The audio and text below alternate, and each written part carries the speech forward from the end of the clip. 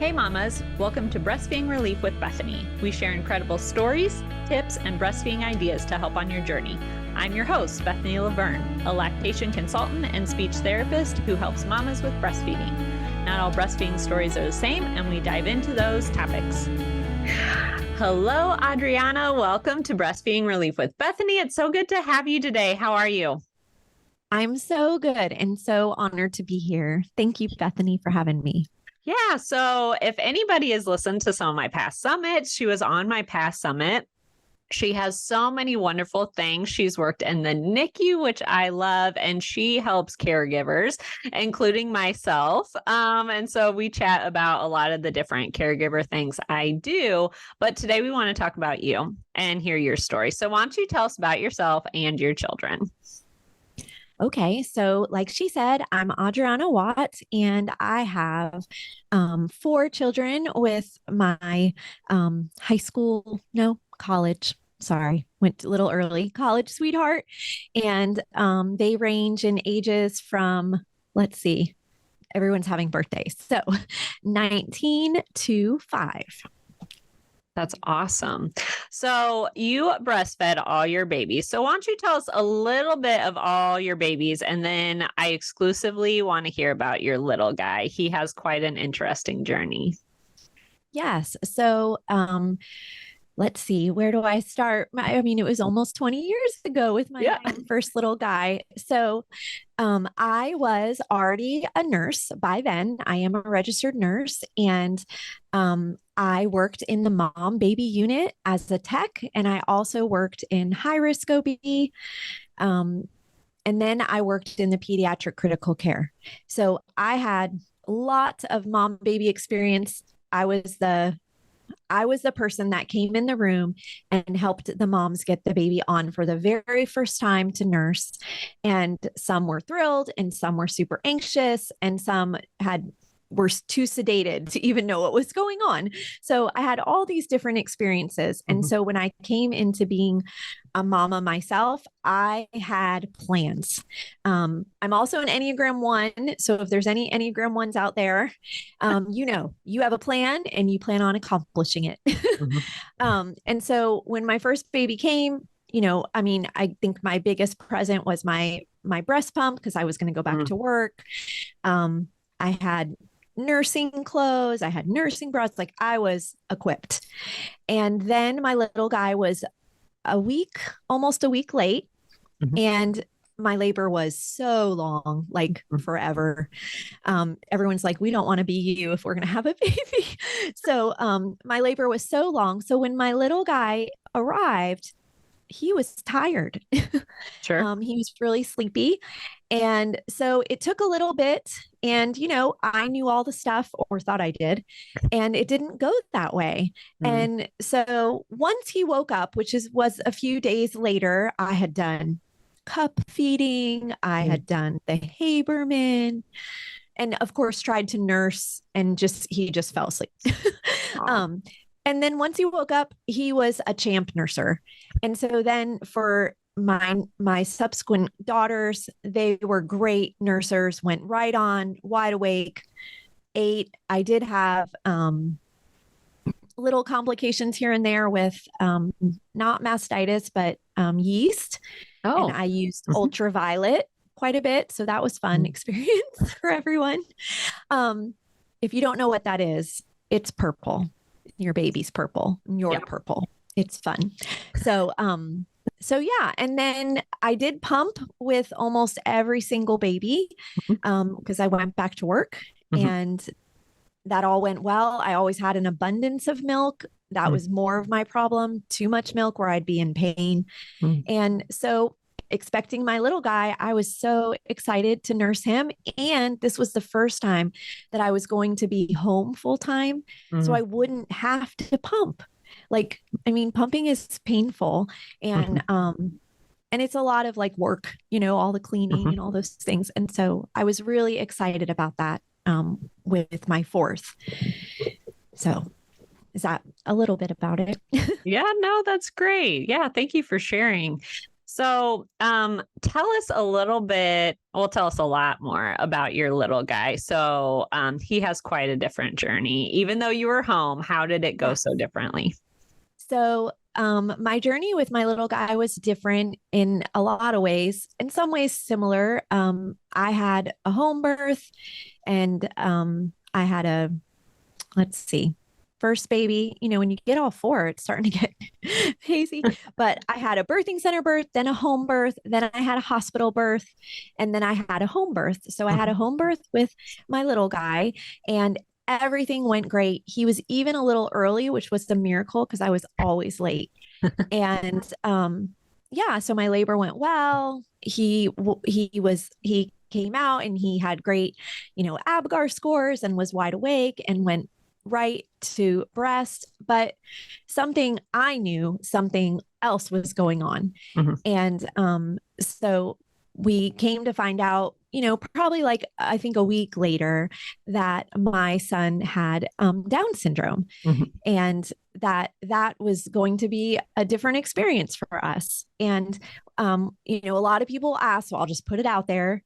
We didn't have any indicators before, and no, we didn't do early testing, and no, we don't care. We're thrilled. We're thrilled with our son, and his diagnosis is not who he is. Right. So he is precious to us. He was our smallest baby, 6'14", and then because of my suspicion, me being a PICU nurse, my suspicion of him potentially having Down syndrome, we went ahead and went to the hospital because we wanted to check his heart. Sure. And I was greeted by a doctor that I knew from my church, and he was super sweet. But anyways, skip the story a little bit and then go back. We ended up having to stay in the hospital for 5 days, I think 5 or 6 days. And it wasn't a wonderful experience. And we had our baby at home for a reason. Right. And his heart was fine. And Awesome. Everything about him was perfect. He was perfectly made and there were no issues, but they really wanted to check him out from head to toe and try to find something. And so they instilled a lot of fear in us, and especially around breastfeeding. Yes. So, so that's where I'll focus now. So, when we got there, right away, they said, "Oh, have you fed him?" And I said, "Yes, I nursed him." "Oh, well, you can't nurse him. He has low tone." And I said, "He nursed fine. And he has wet diapers, so we're good." And so the whole experience there, I was kind of pushing back. They just kept saying, "No, you can't. No, you can't." And I kept saying, "He has wet diapers, so I'm going to keep going." And I did have, while I was there for that week, I saw the lactation consultant several times, not out of my invitation, but because the doctors were so concerned. They were, "He cannot breastfeed. He cannot breastfeed." I mean, I think I heard that every single day. And so they came and they sat with me, and they expected to find a baby that wasn't interested and that didn't have a good suck or that couldn't latch or any, and they found nothing. They were like, "He's breastfeeding better than the babies that have nothing going on." And, they're like, "Maybe his tone is low in the rest of his body, but his jaw seems to be working just great." And so, and I had 3 babies before. So when it's your first baby, you don't always know when the latch is right. Sure. And so you can be breastfeeding for days or weeks and find out later, "Oh, that's not good." But I knew the latch was okay. I knew he was getting milk from its diapers. And so it was a very, there was just so much fear instilled about, and they even talked about how like giving him breast milk, which I know Bethany, you'll have a comment about this, but they're like, they just went down the scenario of every single complication that he could possibly have. Sure. And so having breast milk in his belly so quick and them not monitoring him with formula, well, I could be upsetting his belly because it wasn't ready to receive food. And I could cause him to have intestinal damage. And he would have to, it was just go down the surgery line. It was extreme. Man. So, yeah. So fast forward, I had great lactation consultants. They wrote wonderful notes, said she's doing great. She has all her in and outs. Leave her alone. And so when we went home 5 days later, they sent me home with a condition that I had to track everything in and out. And I had to go visit this breastfeeding clinic that they had at another local hospital. It was free, but I had to go in for, I think it was 3-day-a-week weigh-ins for them to weigh him to see if he's gaining weight and for them to check my latch. So I felt like I was like in trouble, right. In school. And so we went. And, I had 3 other children that I towed along to all these appointments. And I had everybody looking at, there's no privacy. They're weighing my baby naked and cold and angry. And they're saying, we don't really understand why you're coming. He's eating, he's gaining, he's doing fine. And there were a couple little things like, I couldn't unwrap him the same because he needed help to keep himself together. Sure. Because his tone, he was just kind of like all laid out. So just think of like someone sunbathing. He just sunbathed all the time. He didn't, little babies kind of tuck and keep all their arms and legs close to them. He didn't do that.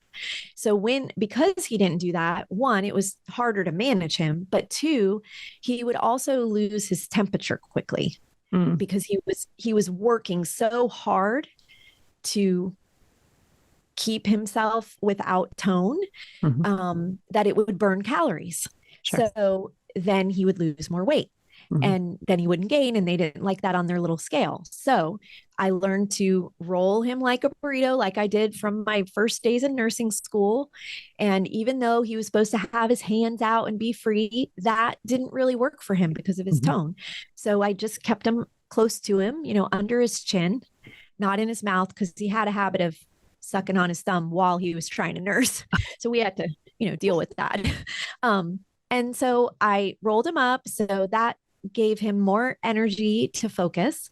And then, every once in a while when he started getting tired, he would like leak, like his latch would get just sloppy or a little floppy. It was still on there really good, but because he couldn't hold the tone in his mouth really well, we would drip, kind of think of a drooler, I guess. And so we lost milk. And so really it was messy for me, but he was still gaining weight. And once we learned about wrapping him and keeping his temperature, then he was just not using all his energy for his tone, trying to do that. So then the calories kept increasing. And so I decided that I would not go anymore, whether they told me or not. Like, I'm telling you, as a mom, I've been more of a rebel than I ever was as like a regular person before motherhood. And then I finally got in with my new pediatrician, and she was like, you don't have to go there. Don't ever go there again. And she goes, I want you to nurse in front of me one time just so I can see how my little guy's doing. And then we're done. And so that's what we did. And you know what? He doesn't gain weight as fast as other babies or kids. And that had nothing to do with nursing. it's just who he is. All our kids are unique. I had two other girls that they weren't on the growth scale, I think, until they were 7 and 9. Oh. I mean, it was like 2%. And I remember when they finally got on the growth scale, our doctor went, "Oh my gosh, they're above 10%." I'm a pretty petite person.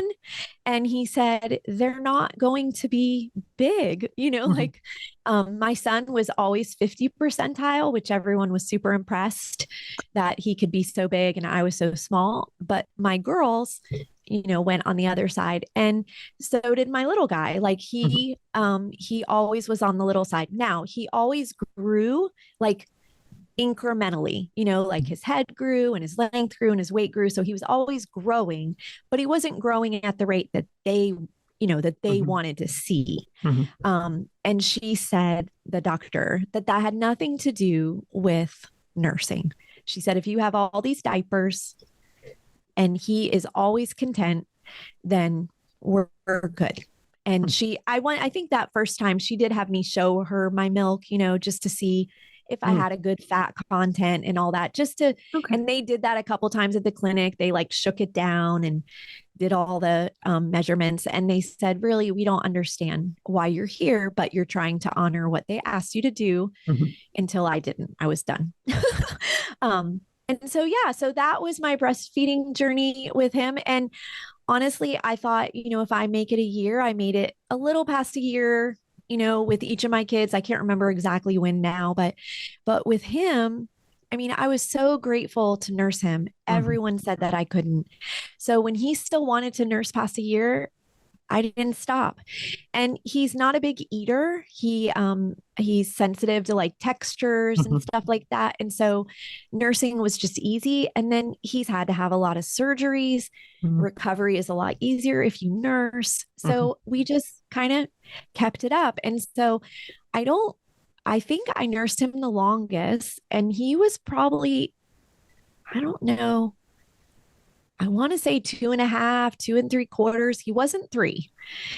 So maybe, somewhere between the 2 and the 2 3/4 mark, he nursed. And, we decreased by then and he was eating food, but he still wanted to nurse. And, he's little. That's why he's called our little guy. And so he still is probably the size of like a 3-year-old. So when I was nursing him at 2, he just looked like a little baby. And so it wasn't, for me, I think it would have been more uncomfortable if he was bigger, but that's just preference. It's not that there's no, that's, up to the mama and the family. But for me, I think I would have felt a little uncomfortable if I couldn't like manage him because I'm little. One of my kids, would sign to me, and that got a little uncomfortable because they always use a sign for milk, which just feels a little awkward as a mama to be asked to be milked. So, but he didn't do that. He just asked for mama. He just signed mama. And so I could handle that. And I liked the extra cuddles. So, especially on your 4th, because I feel like you said you weren't going to have any more. So, well, actually, we wanted to have more, but I had 2 miscarriages, and so and I had one while I was, well, no, I don't know exactly, but I did have 2 miscarriages because we really wanted to have a little friend for him because my other kids are so much older, and that's just not how the Lord built our family. So so we are enjoying having him. Everybody is. Yeah. So. Oh, that's awesome. Well, thank you for sharing that story. A lot of things hurt my heart listening to that, right? Because so many people told you no, but I just love the background that you have, that you were able to advocate for yourself and for your little guy. And so I also feel the same for me, right? Like I'm a speech therapist, and that helped our second little guy with his tongue tie, because I was like, I know something's wrong. Nope, he's fine. The latch isn't right. Nope, he's fine. Right. And so I had to go down the rabbit hole, and kept saying like, oh, he's not walking. He's 18 months. Oh, he'll get there, And so it was a lot of things. I shouldn't have a 2-year-old that still drools that I'm changing his shirt 5 times a day. This isn't normal. And everyone's like, it's fine. It's fine. And it's not fine. And so I feel like sometimes we have to change doctors and get second opinions and just say, no, I'm not going because this isn't right, or no one's listening to me. Right. And so mamas, I really want you to hear this. If you do not feel like you're being heard, please find someone that hears you. Yes. Right. Because there are wonderful doctors out there that when you go to them and you share your story, they're going to have a totally different perspective, or they're going to be the doctor that doesn't know, and they're going to do everything they can to help you. And I think every person should be like that, like in general as a human, but not everybody is. And so you go find your helpers, That's so true. Yeah, I know. I definitely walked into one doctor and I go, okay, I know I'm going to sound crazy because everyone says I'm crazy, but I think this is what's wrong. These are the signs and symptoms I see. What do you think? And then he looked at my son and he goes, yeah, you're right. He has a posterior tongue tie. We need to release that. I told you, and so it was finally wonderful to hear someone say, yes, that is what you're seeing. Right. And so I don't feel like other people dismiss me because they were trying to be mean. I feel like they weren't educated, or they didn't understand, or had never seen it before. Right. And so you just have to give them grace. I think too, it's really hard that you can interpret, body language is part of the, communication. And so you can interpret a mom coming in and think, oh, she's just a worried mom. Right. Or she might be a mom that has been ignored. Or she might be a mom that's exhausted because it's postpartum and it's not going well. It doesn't mean she's not telling you true things that need to be looked at.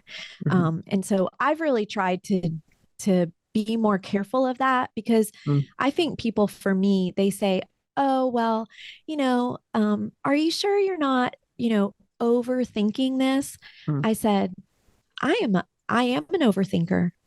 I said, that's exactly what I am. And I would like you to answer my questions. So I try to make a little bit light and a joke out of it, but yeah, I'm gonna ask you questions. So be prepared. And I don't want answers of, you're a good mama. That's not an answer. Right. Yeah. Thank you very much. And I love, Bethany, when you can have, maybe it's being an ICU nurse, maybe it's being a science person. Man, I love when you have hard facts so that they can really say, oh, you have data.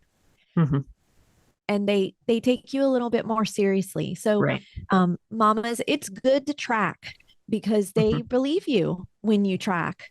And when you don't track, they just say, oh, just go home and try again. And you're like, no, I have data. Here you go. Right. Yeah, everyone loves data. Another thing you pointed out that I feel the medical profession doesn't always understand is, your little man was your 4th baby. So you weren't just taking him, and his baby carrier and going over. You had to load up 3 children into the car. And that's a lot, right? You got to make sure they all get in. I bet you needed waters and snacks, right? You had to activities. You have to unload everyone, go in. So instead of this just being like, oh, pop in and pop out for 20 minutes, I bet it took you 2 hours. Yeah. Yeah. And we were homeschooling. So like all my kids brought their books and they were doing their school, and they're just like, what, but I will say we had this really sweet ministry, and I don't know if they're a ministry or just a government funded something, but they were called Nurses for Newborns. And guess what? She could weigh him at home. Oh, wonderful. So she would come, and she was the sweetest nurse. I mean, I still adore her. And she just played with my little guy and was sweet with my kids. Like, she was a grandma. And so she just loved on all of them. And she would weigh Lucas, and she would wait till he was warm, and she would heat up her scale. I mean, just the most caring person. And I didn't have to go anywhere, and he was still growing, so just lots of good news. But no one knows much about, like, how do you say, like, I think a lot of physicians aren't really that educated about the differences of development of newborns that will have Down syndrome. And so most people just didn't know. Right. And so they weren't being, like you said, they're not being mean, but they didn't know. And they should know, you know, Right. if you see that coming in, you know, I'm sure for you, when you're coaching a client, if you know what their certain struggles are, you are doing all the research. So you are super prepared when you serve them because you want to serve them with excellence. So yeah, our doctors need to, you know, maybe some of them need to get a little more research in there. Continuing ed. Yeah. Yeah. Yeah. Yeah. And I did want to let mamas know, you know, I want to support you. Adriana will tell you later how she can support you. But, you know, I have created a new program for these mamas that you do not have to leave your house with me. No, I'm sorry. I cannot come to everybody all over the United States and weigh your babies, but I offer 30 days working with me. And so for 30 days, you can send me a text message, a voice message. Those are my favorite voice message because I really feel like I'm getting to know you. You can tell me your questions. I can hear your intonation, how you're feeling, you know, oh, she's really sad today. Oh, we had a big win last night. You know, they slept 3 hours instead of 1, you know. And so I want to work with you one-on-one for 30 days to help answer all your questions. So you have access to me as a speech therapist, as a lactation consultant, and you never have to leave your house. And I send you back, you know, inspirational quotes. I send you back ideas, you know, a whole bunch of different things that I feel I can help you. Or if you're like, I'm struggling with this and the doctor said that, right? I can send you, oh, well, are we tracking it? This is a good way to track it. And here's a tracker, right? So that's how That's so I want to support wonderful. you, mamas. Yeah. So because some of the ladies I've worked with live in rural areas and they don't have access to like the breastfeeding clinic you talked about that's free, or even the town I lived in, there was every Wednesday you could come to a breastfeeding group for free and get your baby weighed for free. Right.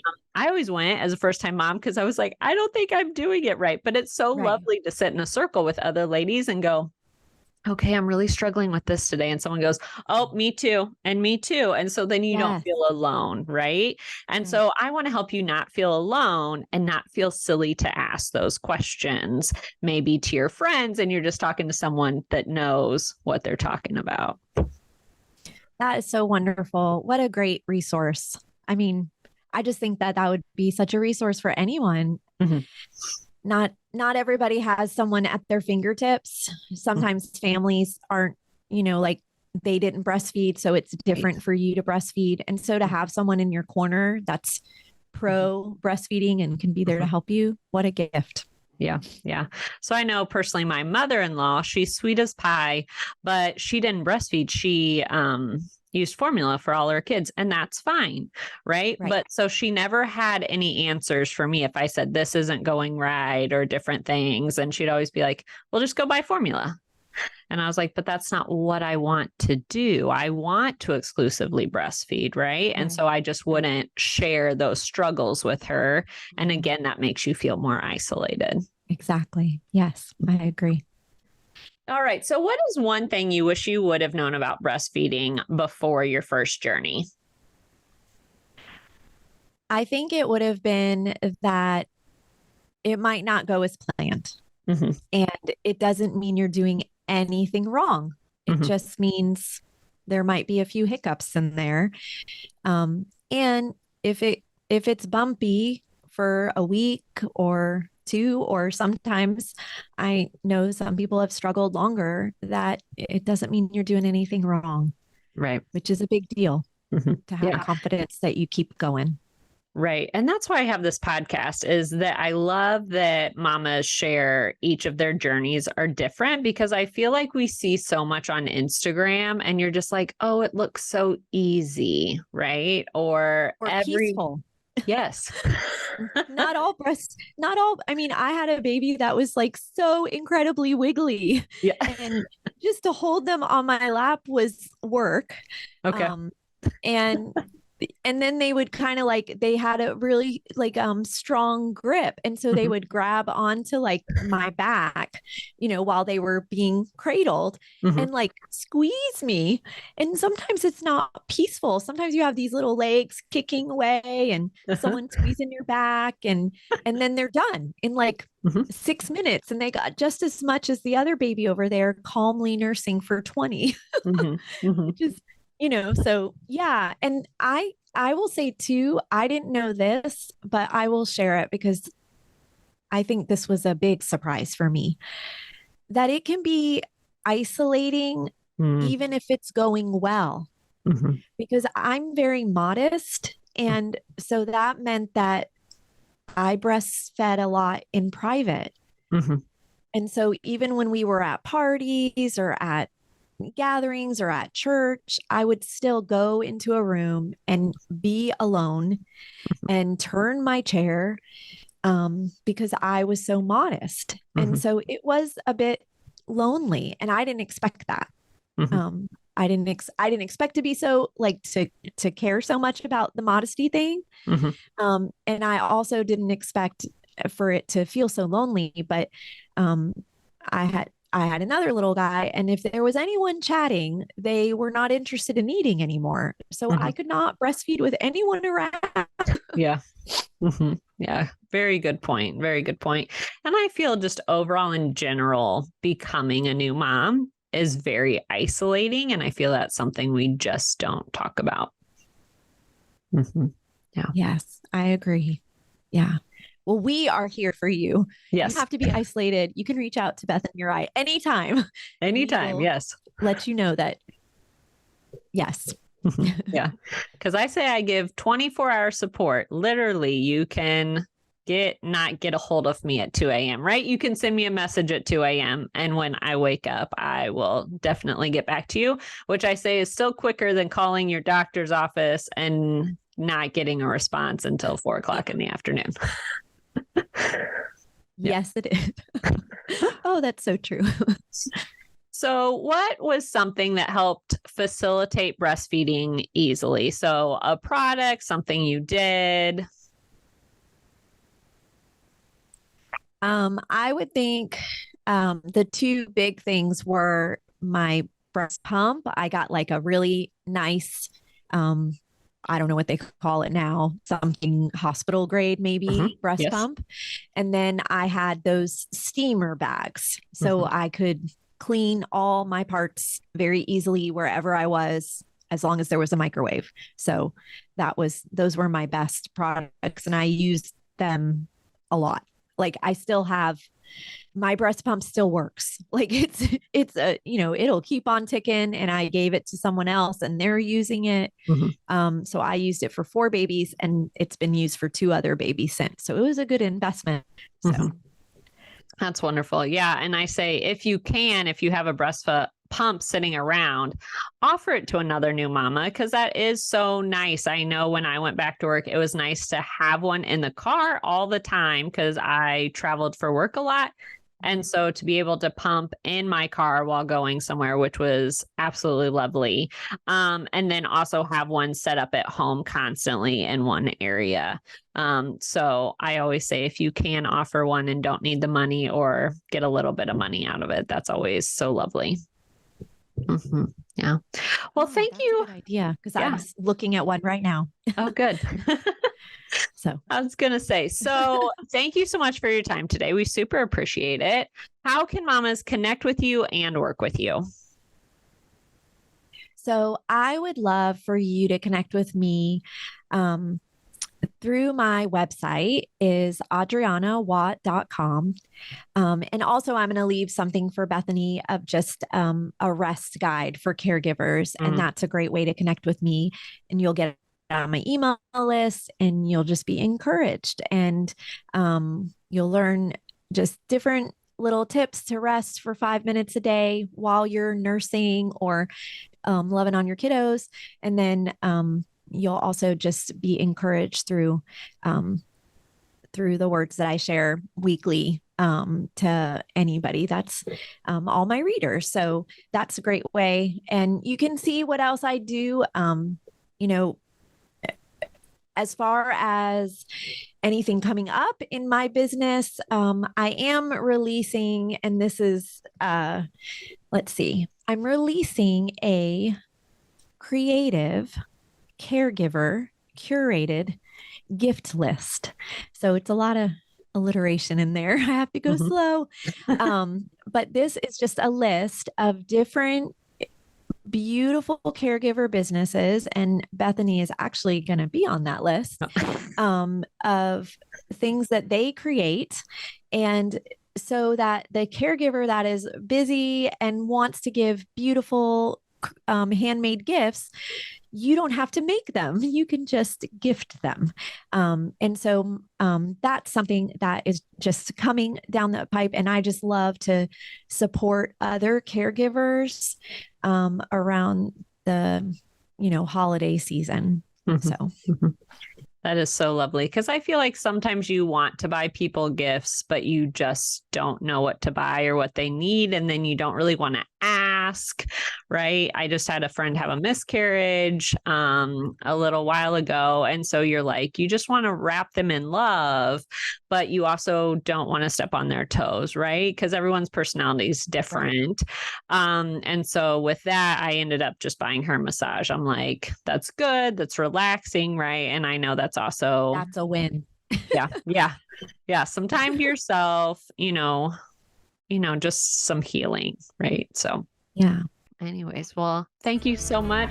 Thank you so much for listening in. If you loved this episode, it would mean so much if you would share it with another mama or post on social media and tag me. I want to personally thank you for wanting to help other mamas. You got this. I'm rooting for your breastfeeding journey.